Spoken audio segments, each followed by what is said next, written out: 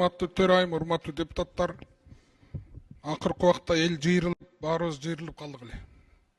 Өкмөт кулагы керең болуп, бизди укпай калды деп.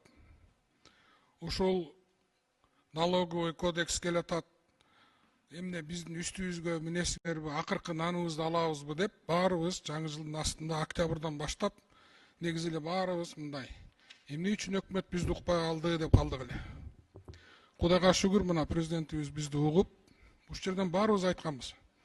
Бояңар туура эмес, мына бул жерде мынтип атасыңар деп, ошонун баарын угуп, эгер Дастан Далабаевич бул мыйзамды жактырып атса, анда Кудайдын бергени да. Себеби бул киши окуйт, анализдейт, кээде, конечно, аша чаап кетет. Бирок, эгер ушул киши айтып атса, демек биз туура жолдобуз. Алмамбек Насырканович, мына сиз келип азыр Алмаз Акунжановичка канча айттык, баарын иретке туура жолго салып, элдин жонунан кайыштырганын токтотуп, мына президентибиздин өкмөттүн укканы ушундан да.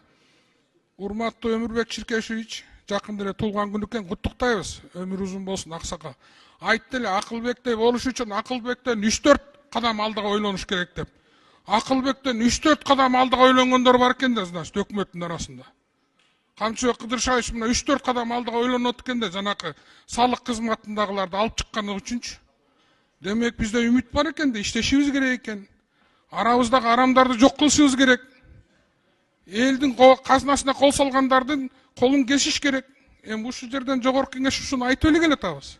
Мындан ары мындай болбосун, Алмамбет Насырканович. Кудай буйрса жаңы жылда мындан да жакшы иштерге баралы. Ишиңерге ийгилик.